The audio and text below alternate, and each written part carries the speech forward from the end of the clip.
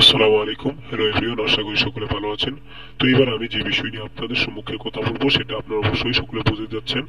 তো আমি এখন যে বিষয়টা কথা বলবো সেটা হচ্ছে 2027 সালে রোজার ঈদে নাকি দেব এবং শাকিব খান একসাথে একটি সিনেমায় আসতে চলেছে, যেটা নাকি মহা ধামাকা হওয়ার সম্ভাবনা রয়েছে। তো এটা কতটুকু সত্য এটা আমরা তো জানি না, তবে বিভিন্ন জায়গা থেকে রিউমার উঠছে যে আগামী বছর বা 27 সালের দিকে মেগাস্টার শাকিব খান এবং দেবদা একসাথে একটি সিনেমায় আসতে চলেছেন, এবং যেটা করবে রিয়েল এনার্জি অথবা এসবিএফ যে কোনো একটা বানাতে পারে।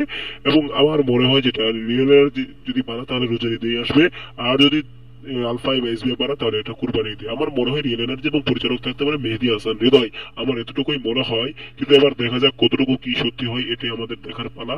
এবং দেব এবং শাকিব খান একসাথে আসলে স্ক্রিনের জাস্ট বুম হবে, সবকিছু ফেটে চুরমার হয়ে যাবে, আমরা এটাই আশা করি। তো দেব এবং শাকিব খানকে শুভকামনা। 2027 সালে রোজার ঈদ তাদের দুজনের দুঃখে থাকবে ইনশাল্লাহ, আমরা এটাই আশা করছি।